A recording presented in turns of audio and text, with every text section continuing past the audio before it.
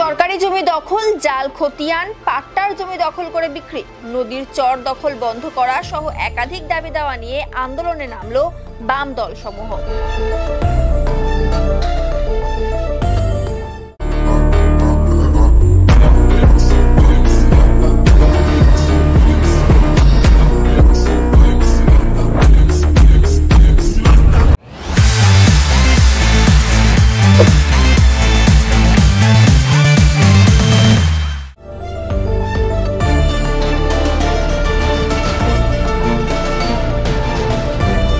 সিপিআইএম-সিপিআইএম-এল সহ বিভিন্ন সংগঠনের সদস্যরা মিছিল ও বিক্ষোভ প্রদর্শন করে নকশালবাড়ি বিডিওকে স্মারকলিপি প্রদান করেন।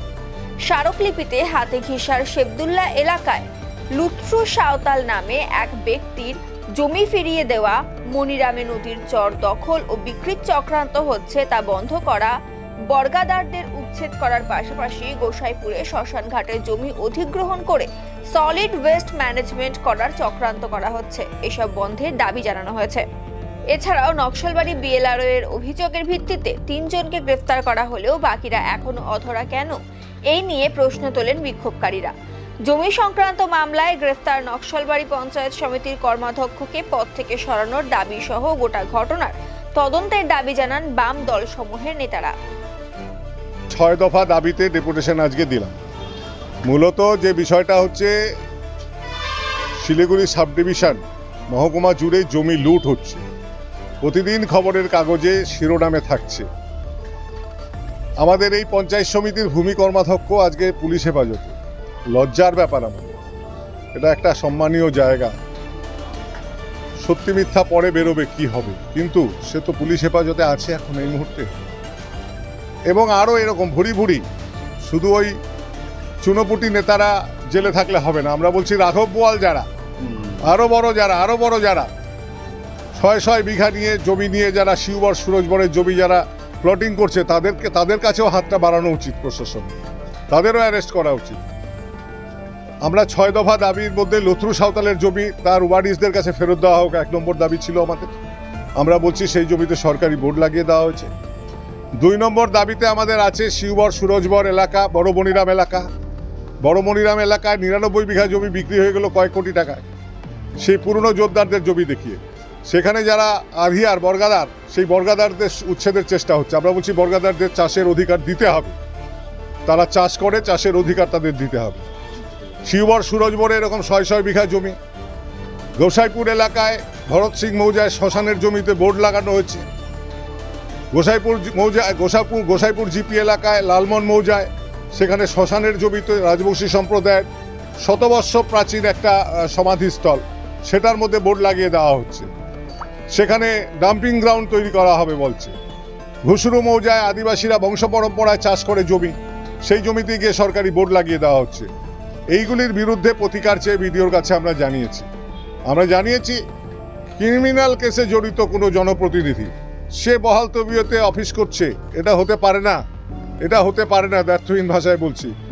তাকে ক্লিয়ার হয়ে আসতে হবে, বেল নিয়ে আসতে হবে। কেস চলবে, বিচারাধীন থাকবে, ঠিক আছে, কিন্তু সে জনপ্রতিনিধি জনগণের দ্বারা নির্বাচিত থাকতে পারে। আজকে জনপ্রতিনিধিরা জেলে যাচ্ছে, ব্লক সভাপতি জেলে যাচ্ছে, ডাবগ্রাম ফুলবাড়ি এলাকায় জমি কেলেঙ্কারিতে অভিযুক্ত জেলে তৃণমূলের নেতা। আমরা বলছি এই যে দুর্নীতির জাল কালীঘাট পর্যন্ত প্রসারিত, নইলে এই দুর্নীতি বারবারন্ত এরকম হতে পারে না। আমরা চাই রাঘব বোয়ালরা ধরা পড়ুক, কালীঘাট পর্যন্ত বিস্তৃত যে দুর্নীতির জাল সেই পর্যন্ত হাত যাক। আজকে চুনোপুটিদের ধরে কোনো লাভ নেই। আমরা চাচ্ছি যে সমস্ত বিষয়গুলির তুল্যমূল্য বিচার হোক, আলোচনা হোক, এবং আরও আমাদের সাথীরা আছে। আমরা ৪-৫টি বামপন্থী দল মিলে আজকে এখানে ডেপুটেশনে সামিল হয়েছি। তারাও কিছু বলবেন, তাদেরও বক্তব্য আছে। দীপু হালদার আছে, বাসুদেব বসু আছেন, কল্যাণ চন্দ্র আছে। আমরা একটা খুব আতঙ্কজনক পরিস্থিতিতে দাঁড়িয়ে আছি। শুধু তো নকশালবাড়ি নয়, গৌতম বলেছে দুর্নীতিটা এমন জায়গায় গেছে, বিশেষ করে দার্জিলিং জেলা। কারণ ইতিমধ্যে কাগজে বেরিয়েছে শিলিগুড়ি জলপাইগুড়ি ডেভেলপমেন্ট অথরিটির সদস্য যাদের এইটা করার কথা, গৌতম গোস্বামী গ্রেপ্তার। ডাবগ্রাম ফুলবাড়িতে দেবাশিস প্রামাণিক গ্রেপ্তার, এ তো মেয়রের দক্ষিণস্থ, তারা সব নির্বাচিত। তারা প্রত্যেকেই জমি কেলেঙ্কারিতে যুক্ত। স্বাভাবিকভাবে অনেক মন্ত্রী এখন জেলের ভেতর আছে, সুতরাং এই মন্ত্রী পর্যন্ত এখানে আছে, এটা জানি না এর হাতটা কত দূর পর্যন্ত আছে। সুতরাং স্বাভাবিকভাবে নকশালবাড়ি ব্লকের একটা ঐতিহ্য আছে, মানুষ তার আন্দোলন করেছে, কৃষক তার জমি ফেরতের দাবিতে আন্দোলন করে।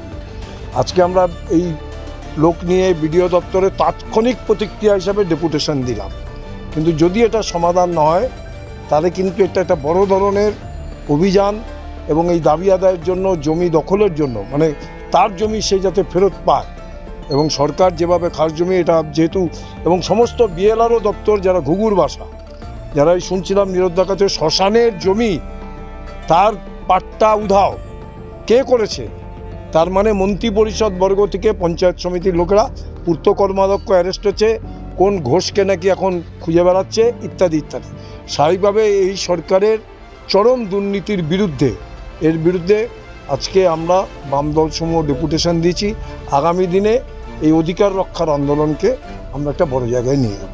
প্রথমে তো আমরা 6 দফা দাবি নিয়ে আমরা ডেপুটেশন দিলাম, বিডিওর সাথে কথা হলো এবং ওনার কাছে হ্যাঁ দেখবো বা কিছু করব ব্যাপারটা এরকম কোনো আশ্বাস বলতে গেলে সেরকম আমরা পাইনি।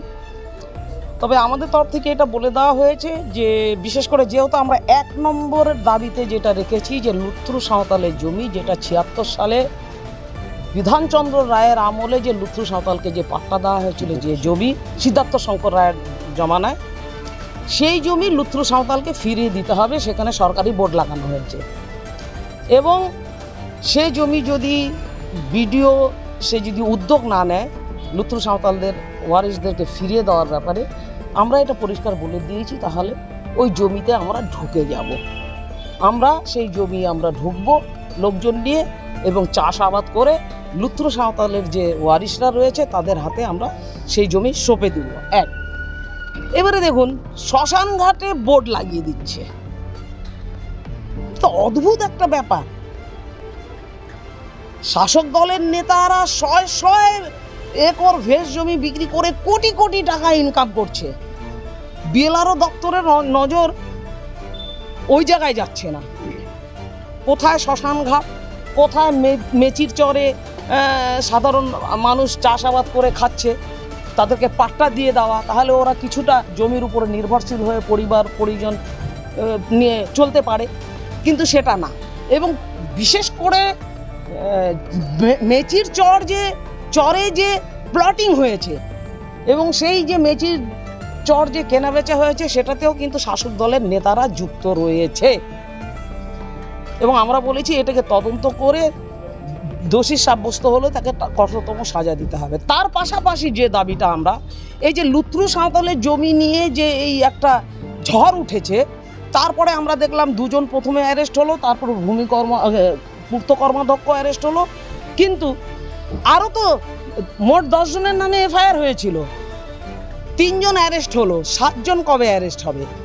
এরা অ্যারেস্ট হবে কিনা হ্যাঁ ইয়া না বিডিও সাহেব কিছু বলেনি, তবে উনি শুধু বললেন যে আমরা দেখছি ভেষ জমিগুলোতে বোর্ড এর জন্য লাগিয়ে দেওয়া হচ্ছে যাতে ভেষ জমিগুলো বেহাত না হয়ে যায়। তো বিডিও সাহেবকে আমাদের তরফ থেকে একটা প্রশ্ন আমরা করেছি যে লুত্রু সাঁওতালের জমি 76 সালে পাট্টা পেয়েছে এবং বিএলআরও দপ্তর যেদিন সেই জমিতে গিয়ে বোর্ড লাগালো, সেদিন সেই জমির পাশেই রিটায়ার্ড একজন পুলিশ অফিসার সে 10 কাঠা জমি কিনেছে। তো সেই বোর্ড যেদিন লাগাতে গেছে বিএলআরও দপ্তর থেকে বলা হয়েছে সেই অফিসারকে যে আপনি লিজের জন্য অ্যাপ্লাই করুন। তো বিএলআরও সাহেবের কাছে, বিডিও সাহেবের কাছে আমরা জানতে চাইলাম জমিটা তো লুত্রু সাঁওতাল পাট্টা পেয়েছে, জমিটা তো লুত্রু সাঁওতাল ফিরে পাবে, তো সরকারকে কেন লিজের জন্য অ্যাপ্লাই করবে? তাহলে তো লুত্রু সাঁওতালের জমির তো অধিকার থাকলো না। পাশাপাশি ওই 10 কাঠা জমি যে কমসে কম 25 থেকে 30 লাখ টাকা ওখানে কিনা বেচা হয়েছে। একদিকে দেখুন, একদিকে শাসক দলের দালালরা ওখানে 25 থেকে 30 লাখ টাকা কামাই করে নিল সেই পুলিশ অফিসারের কাছে জমি বিক্রি করে, তারপরে সরকারের তরফ থেকে বলছে যে আপনারা লিজের অ্যাপ্লাই করুন, আমরা লিজ দিয়ে দেব। একবার টিএমসির দালালরা টাকা খেলো, একবার লিজের নাম করে সরকার টাকা খাবে। অর্থাৎ এইটা হতে দেওয়া যাবে না, এইটা আমরা হতে দেব না। এইটা যদি হয় তাহলে আমাদের রাস্তা আছে খোলা। আমরা এসে বললাম, যদি না শুনে তাহলে আগামী দিনে আমরা বৃহত্তর আন্দোলনের রাস্তায় যেতে বাধ্য হবে। এই